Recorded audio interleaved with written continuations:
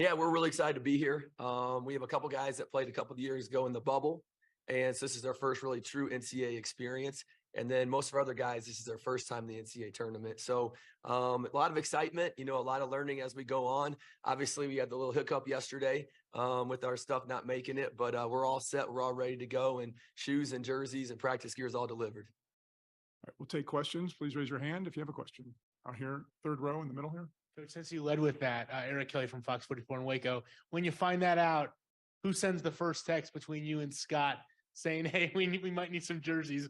Yeah, we sent it to him, and it actually it did. We had a kind of a group of jerseys. We had St. Regis, we had GCU T-shirts, and then we had Baylor Scout jersey. So we improvised, and the guys made a good time of it. So it actually turned out as a positive. Right here in the second row. Bryce, is there any chance that something like that kind of loosens things up at all? This group's been really loose, throughout the last few weeks of conference tournament. They had a confidence to them, but they also had, a looseness to them that they were enjoying it. And, we haven't seen a shift in that, through the travel, through getting here. They're still a confident group that's doing it with a loose personality nature. You guys play in Gonzaga, and obviously what they've been able to do as a mid-major. Has that ever been something that you've thought about of like being a model for GCU basketball school? Yeah, I think you look, GCU, a lot of schools in the country, you look and see what Gonzaga's done, and it's been unreal, the last 3 decades, how successful they've been. And, I think we're on the way to that, our second tournament in 3 years. Unfortunately, it doesn't happen overnight. It takes steps, and I think we're taking the right steps to get there. Down here in the front row. Hey, Bryce, thanks for taking the time here. I guess, how nice is it, maybe for your mom and dad that they can travel right here and have to go to 2 places and you don't have to face each other either, not for a while. Yeah, so nice. Usually they have to decide, if we are in together, which site they're going to go to. And, a great blessing to be all in the same region here in Denver together so they can watch, Scott's game earlier in the day and then come and watch us. So special NCAA tournament from that aspect.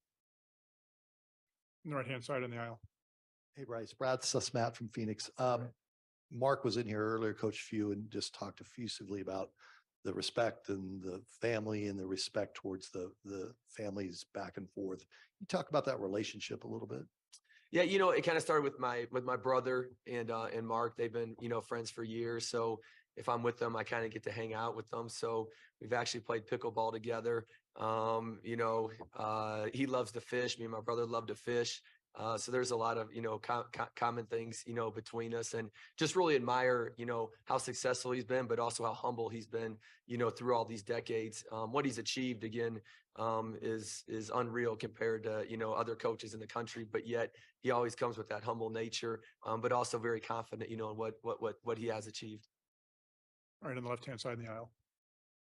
Oh, here on the left. Yep, right. Your left. Bryce, Richard over to the Republic. What does your brother give you any tips or advice since he played them a couple of years ago, Gonzaga, and how do you try to defend a monster like that, a team like that? Yeah, how Baylor plays is significantly different than how we play.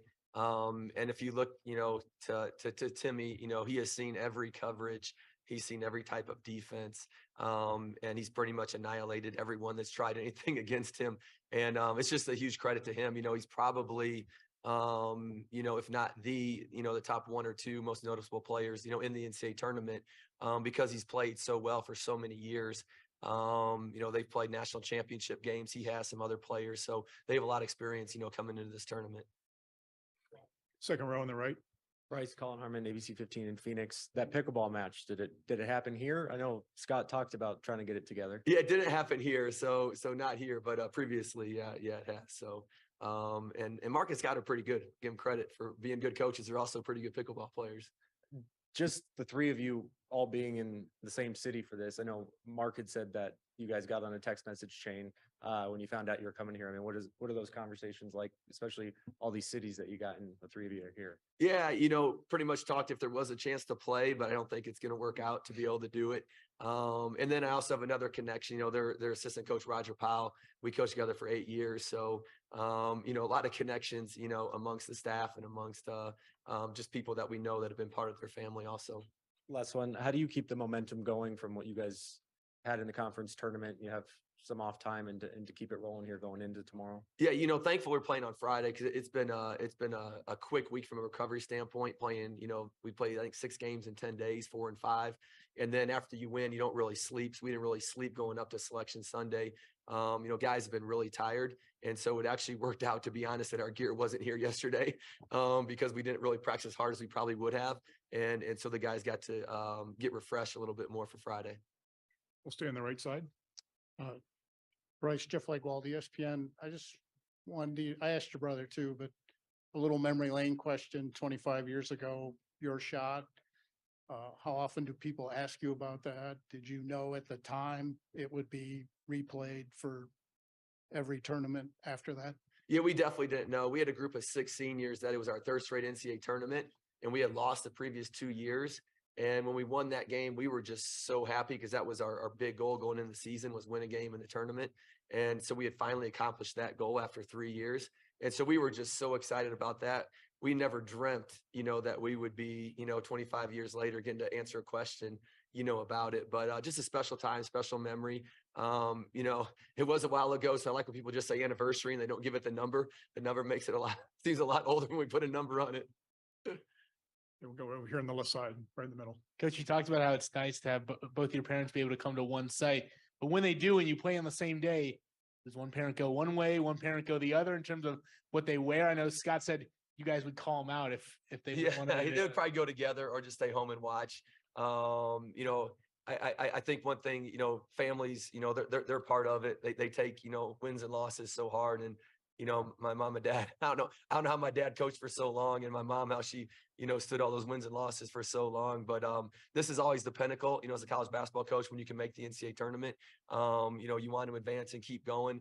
But this is why you put so many hours in and you work hard to be able to give your players and your school a chance to, perform at the highest level in college basketball. Right-hand side and 3rd row.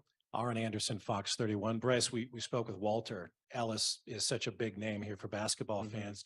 Do you get a sense how special this is for this young man to play in a city where his father, LaFonso, made a name? Yeah, for sure. We've talked about it, and I know Alphonse is here.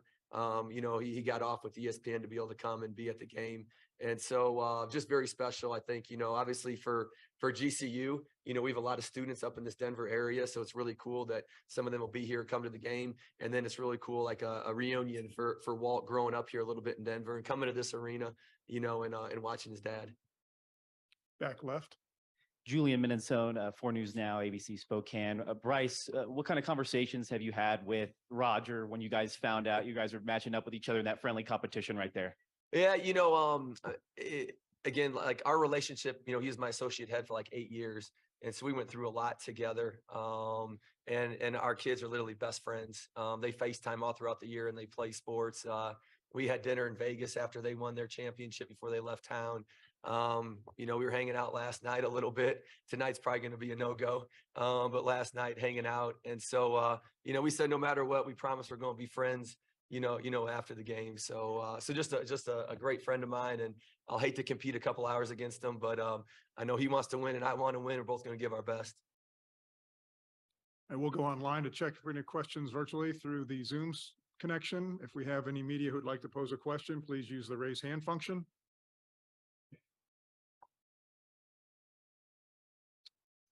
Okay, seeing none, we'll continue with the rest of the room here. Any questions for Coach?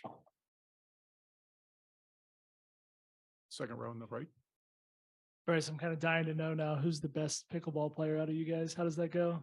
With that group of people, I don't really play, to be honest. Like I'm doing too many other things. So I would say Scott and Mark are both. They're pretty good. They play a lot more. All right. Any other questions? Very good. Thank you, Coach. Thank you all. No pickle?